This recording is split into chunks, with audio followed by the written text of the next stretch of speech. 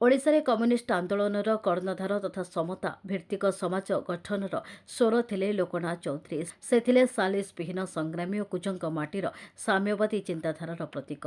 जड़े अप्रतिद्वंदी जननायक विशिष्ट स्वाधीनता संग्रामी लोकनाथ चौधरी 101तम जन्म जयंती अवसर में श्रद्धांजलि अर्पण करने सह कुजंग कम्युनिस्ट भवन ठारे स्वर्गत लोकनाथ चौधरी अवयव प्रतिमूर्ति उन्मोचन हो जाइछि।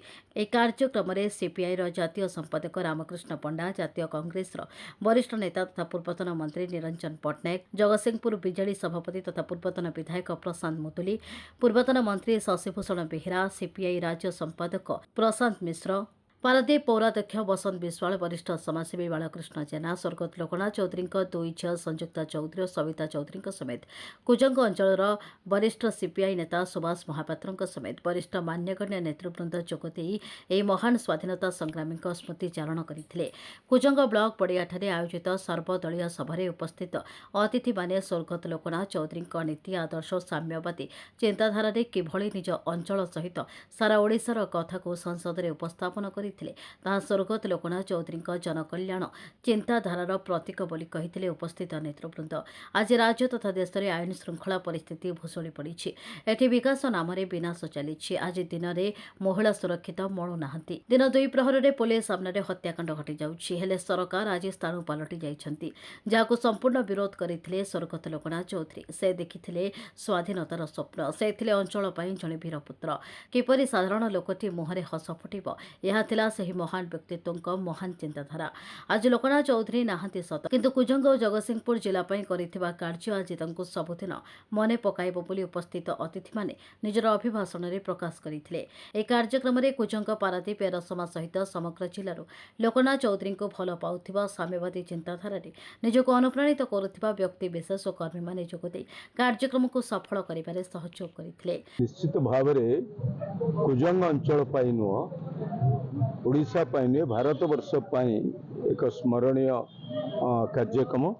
कारण जीवन तमाम गरीब लोकों पाई, चाषी पाई, श्रमिकों पाई आंदोलन करिया संग्रामी साथी लोकनाथ चौधरी पूर्वतन सांसद से जो भली भाव में जीवन तमाम ये आंदोलन करछन्ते एवं विशेष भाव में यही अंचल साम्यवादी आंदोलन को गरीब लोक मानकर समस्या को नहीं लड़ाई करिवार आंदोलन जिते क्षमता गोटाए पटकू जाऊँगी, क्षमता आसीन दल आड़क लोक आकर्षित होती से समय प्राक स्वाधीनता परवर्ती अवस्था से ये आंदोलन को जारी रखते अंचल सारा ओडिशार नेतृत्व नौते कम्युनिस्ट पार्टी।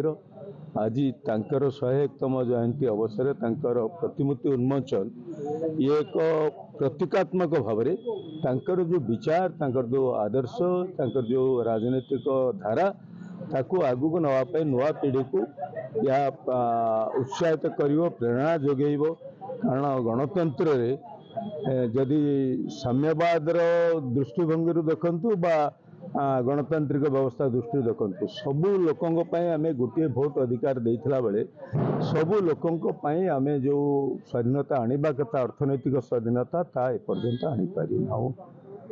तेणु एबे भी से गरीब लोकंकर, चाषींकर, मूलिया मजदूर आंदोलन तांकर समस्या बंचिकी रही। जे पर्यंत तांकर समस्या बंचिकी रही एवं ये लड़ाई जारी रही लोकनाथ चौधरी निश्चित भाव में समस्त स्मरणीय रही। लोकनाथ चौधरी केवल कुजंग एरसमा नुह सारा भारतवर्षर जड़े प्रख्यात कम्युनिस्ट नेता। भागचाषी आंदोलन, कंदा चाषी आंदोलन, श्रमिक मानकर कथा केबिके जनक भाव में सारा ओडिशा रे तांकर सुख्याति रही। जड़े निष्ठापर निरुता कम्युनिस्ट जार जीवन साधारण मनुष्य प्रति, श्रमिक कृषक मान प्रति समर्पित थिला। आज तांकर 101तम जन्म जयंती रे आमे तांकर प्रतिमूर्ति को उन्मोचित करी निजको गर्व अनुभव करुचु। आमे कृतज्ञता ज्ञापन करुचु। आशा करुचु आज भारतवर्ष जितेबाला गोटे दुर्विषह को सामना करुचु, अनएम्प्लॉयमेंट बढ़ुची, अनएम्प्लॉयमेंट बढ़ुची, प्राइस राइज कंट्रोल रे नहीं, सरकार गोष्ठी निरपेक्ष आंदोलन जो देश नेतृत्व नौला सी आज अमेरिका इज्राएल एक्सिस भीतर को पलि आसी ଏବଂ ଚାଷୀ ଶ୍ରମିକ ଯେତେବେଳେ ଦୁର୍ବିଷହ ଭିତରେ ଗତି କରୁଛନ୍ତି ଆମେ ଯେଉଁମାନେ ଶ୍ରଦ୍ଧାଞ୍ଜଳି ଅର୍ପଣ କରିବା ପାଇଁ ଆସିଛୁ ଆମ ସମସ୍ତଙ୍କର ଦାୟିତ୍ୱ ହେଉଛି ଏ ଦେଶକୁ ଏ ଦେଶର ସାଧାରଣ ମଣିଷକୁ ରକ୍ଷା କରିବା ଏବଂ ସେ ଦିଗରେ ଆମେ ବ୍ରତୀ ହେଲେ ସେ ଦିଗର ସଂଗ୍ରାମକୁ ଆମେ ଆଗକୁ ନେଇକି ଗଲେ ସାଥୀ ଲୋକନାଥ ଚୌଧୁରୀଙ୍କ ପ୍ରତି ପ୍ରକୃତ ଶ୍ରଦ୍ଧାଞ୍ଜଳି ହେବ। ସେ ଶ୍ରଦ୍ଧାଞ୍ଜଳି ଲୋକନାଥ ବାବୁ ମୋ ପାଇଁ ଜଣେ ଆଦର୍ଶ ବ୍ୟକ୍ତିତ୍ୱ ଏବଂ ବଡ଼ ଭାଇର ସମ୍ମାନ ତାଙ୍କୁ ଦିଏ। ଆଜିର ଯୁବକମାନଙ୍କ ପାଇଁ ସେ ହେଉଛନ୍ତି ଜଣେ ଆଦର୍ଶ ବ୍ୟକ୍ତିତ୍ୱ, ଯେଉଁ ଆଦର୍ଶରେ ସେ ଅନୁପ୍ରାଣିତ ହୋଇ ଦେଶ ସେବା ଜନସେବା କରିବା ପାଇଁ ସମସ୍ତ ପ୍ରକାର ତ୍ୟାଗ କରିଛନ୍ତି ଏବଂ ସେବା କରିଛନ୍ତି। ଆଜିର ଦୁନିଆରେ ତାହା ବିରଳ। ତେଣୁ ଆଜି ଆମେ ଲୋକନାଥଙ୍କୁ ସ୍ମରଣ କରି ତାଙ୍କର କାର୍ଯ୍ୟକ୍ରମକୁ ସ୍ମରଣ କରି ଯଦି ସେଥିରେ ଆମେ କିଛି ଅନୁପ୍ରାଣିତ ହୋଇ ଆଜି ରାଜନୀତି କୁହନ୍ତୁ, ଜନସେବା କୁହନ୍ତୁ, ସାମାଜିକ ସେବା କୁହନ୍ତୁ, ଦେଶ ସେବା କୁହନ୍ତୁ, ସେହି ଆଦର୍ଶରେ ଅନୁପ୍ରାଣିତ ହେଲେ ତାହା ହିଁ ଯଥାର୍ଥ ସମ୍ମାନ ଲୋକନାଥଙ୍କୁ ପ୍ରଦର୍ଶନ କରାଯାଇପାରିବ। ବ୍ୟକ୍ତିଗତ ଭାବରେ ମୋର ଭକ୍ତିପୂତ ଶ୍ରଦ୍ଧାଞ୍ଜଳି ତାଙ୍କୁ ଆଜି ଅର୍ପଣ କରୁଛି।